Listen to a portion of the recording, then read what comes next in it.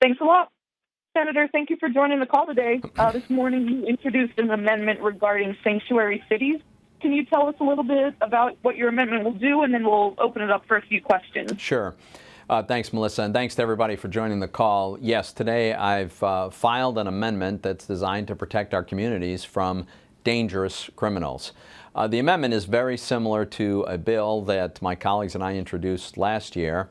What this amendment would do is it would withhold certain federal funds from sanctuary cities.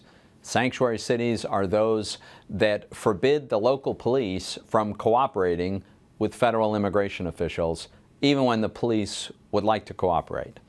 Local police and the Obama administration agree that when someone is a danger to our society, a known criminal danger, that there ought to be this cooperation to protect the community. Unfortunately, we have politicians overriding that judgment, and in some notion of what's politically correct, they are releasing dangerous criminals onto the streets. This was all motivated by the tragic death of the 32-year-old Kate Steinle last summer. Kate Steinle was walking with her father on a pier in San Francisco when she was gunned down by an illegal immigrant. He had been deported 5 times. He had been convicted of 7 felonies. And just 3 months before he murdered Kate Steinle, federal officials had requested the San Francisco police turn him over. The police had him in custody, but the city refused because they're a sanctuary city. So instead of turning him over to the immigration authorities, they released him back onto the streets, and from those streets, he killed poor Kate Steinle. I can't even imagine the pain of her family, her father, watching his daughter die in his arms. This is terrible policy, and there's a bipartisan consensus that sanctuary cities pose a serious threat. Former Pennsylvania Governor Ed Rendell has criticized these policies. A bipartisan group of Pennsylvania law enforcement and prosecutors have called for an end to this policy. Last year, my legislation that would have ended this received bipartisan support, but a minority in the Senate blocked a final vote.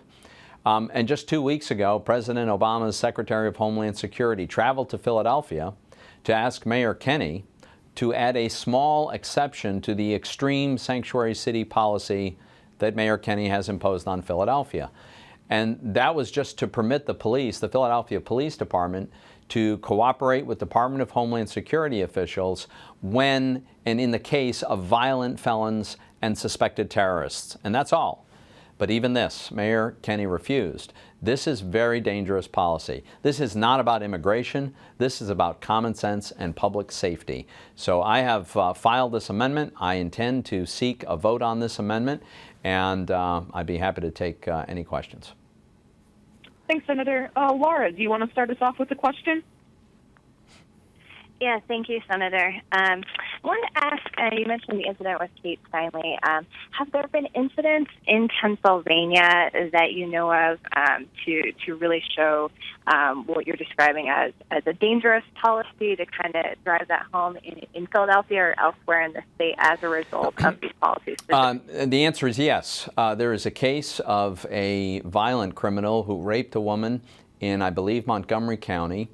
Bragged to her that he would never be caught because he was here illegally. He later grabbed a woman at a bus stop in Philadelphia, sexually assaulted her. My understanding is he is now in custody awaiting trial. Under the current Philadelphia Sanctuary City policy, when he is eventually released for whatever reason, it is forbidden. The city's policy forbids the Philadelphia police from even notifying the immigration authorities that this man here illegally, who is a violent criminal, is about to be released. You may want to be here to grab him and begin deportations. Under the current Philadelphia policy, the Philadelphia police will be forbidden from sharing that information with our federal immigration authorities.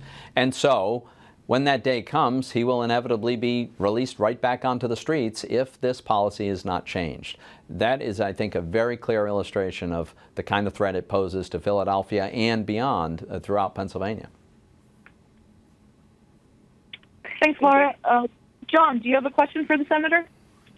Are there others? Yes, thanks, Senator, and thanks, Melissa. Are there other cities in Pennsylvania that we know of that are sanctuary cities as well? Yes, there are, John. And some cities have an understandable concern about a legal liability that arises from a Third Circuit Court decision that basically holds that if the Department of Homeland Security asks a local police department to detain someone, and they do detain that person, and it turns out that person should never have been detained, that the local police would bear a civil liability for this. So some communities have understandably tried to essentially create a form of sanctuary city to avoid that risk. So my legislation takes care of that in an appropriate fashion. What it does is says that if a city is simply complying with a legitimate DHS request for a detention, then the city is in effect acting as an extension of the DHS, and any legal liability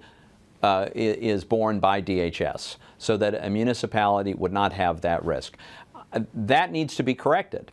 And when that is corrected, as my legislation and this amendment that I hope to have a vote on very soon, as it would correct, then there would be absolutely no reason to have any form of sanctuary city. And I would certainly hope that Pennsylvania communities would respond accordingly. Do you know of others, or can you tell us of any others in the state? We could get you a list. Off the top of my head, I think there are some counties that have taken a step, at least with regard to detentions. I think nobody's gone as far as Philadelphia that I'm aware of, but there are some other communities and some counties, and we'll get you a list. Thank you.